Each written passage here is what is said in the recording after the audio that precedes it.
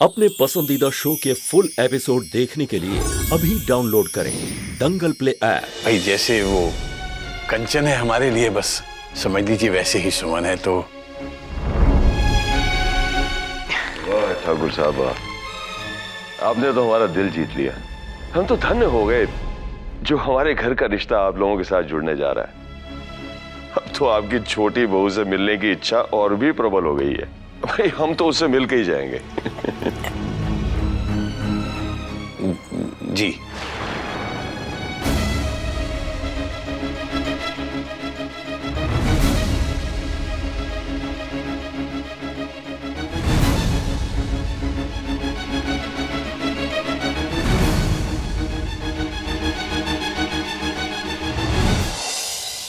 अपनों से बिछड़ने का बहुत दुख हो रहा है। देखो सुमन, अभी भी देर नहीं हुई है, मैं तुम ऐसा नहीं कर सकती। तुम यहाँ अपनों के साथ ही रहो। काश ऐसा हो सकता शोभा जी। हम माँ को और तकलीफ नहीं दे सकते। उनकी खुशी के लिए हमें सबसे दूर जाना ही होगा। काश जाने से पहले हम सभी का आशीर्वाद ले पाते। तुम्हारा इतना मन कर रहा है तो तुम जाके मिल क्यों नहीं लेती? नहीं मिल सकते हैं शोभा जी। और आज तो उस घर में बहुत खुशी का दिन है। कंचन का शगुन आने वाला है। अगर आज हम वहां चले गए तो एक बार फिर उनकी खुशियों को ग्रहण लग जाएगा। हमारी तो भगवान से बस यही प्रार्थना है कि उस घर को खुशियों से आबाद रखे। उफ, अब ये लोग भी सुमन से मिलना चाहते हैं।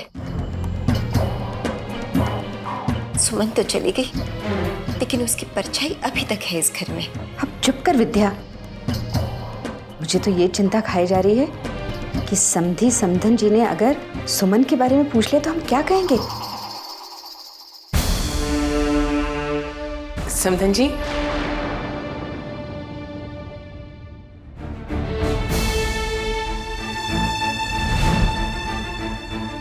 बाहर बैठे बैठे मन नहीं लग रहा था, सोचा अंदर चल के आप लोगों का हाथ बटा दूं। क्या बात है, आप लोग कुछ परेशान दिखाई दे रहे हैं? नहीं नहीं, ऐसी कोई बात नहीं। वैसे अगर पहले से पता होता तो सुमन के लिए हल्के रंग की साड़ी ले आती। आप उसे बताइएगा मत कि हम उसके लिए सफेद साड़ी लाए थे।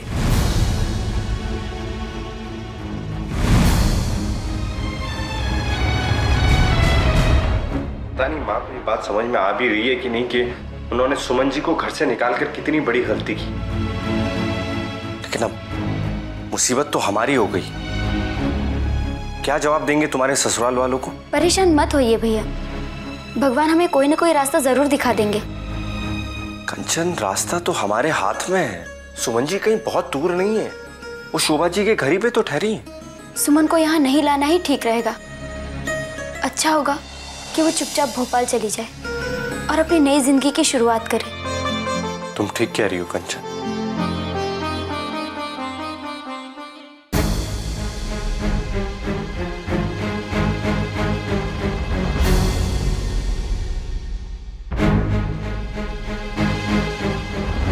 कोई हल निकला बेटा? नहीं। चलो अच्छा है, भगवान मुझे सबक सिखा रहा है। जीवन में पहली बार झूठ का सहारा लिया। और जी आप परेशान मत होइए, कोई ना कोई रास्ता तो निकल ही आएगा। पता नहीं बेटा,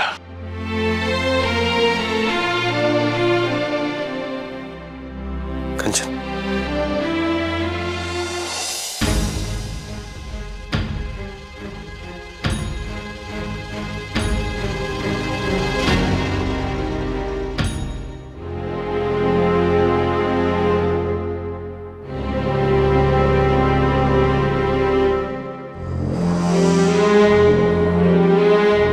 कार्तिक जी,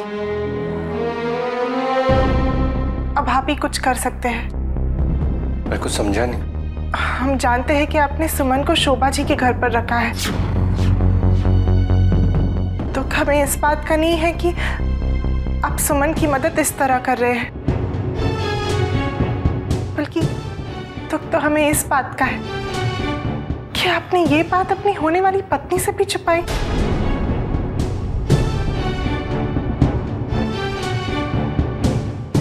I'm sorry। मेरा इरादा आपका दिल दुखाने का नहीं था। मैं तो सिर्फ ये चाहता था कि सुमन जी इसी गांव में ये बात किसी को पता ना चले, कि अगर घर वालों को या गलती से भी ये बात चाचा जी को पता चल जाती तो वो उन्हें जाने नहीं देते। मैं तो बस एक नए शहर में उनके रहने का और किसी स्कूल में उनके पढ़ाने का इंतजाम कर रहा हूँ।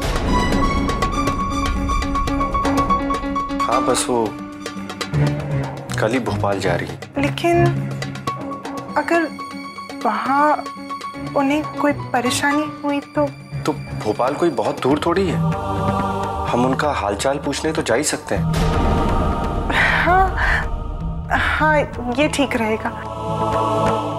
अच्छा, और आप कंचन के ससुराल वालों की चिंता मत कीजिए, हम हैं ना, हम सब संभाल लेंगे। चलते हैं। काफी देर हो गई, सुमन अभी तक नहीं आई। जी वो दादाजी, सुमन का फोन आया था। कब आ रही है वो?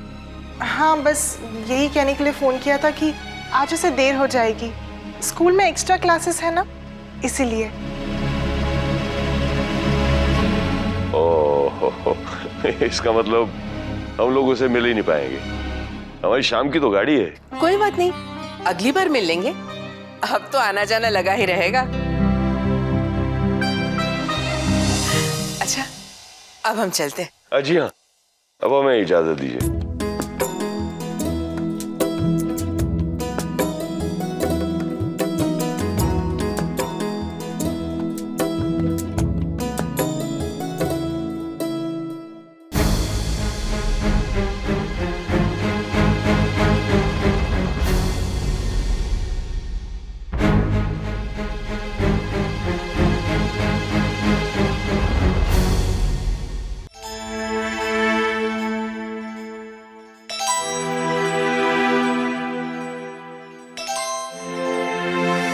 गलती मेरी थी, मैंने ही तो सुमन को तेरे लिए चुना था।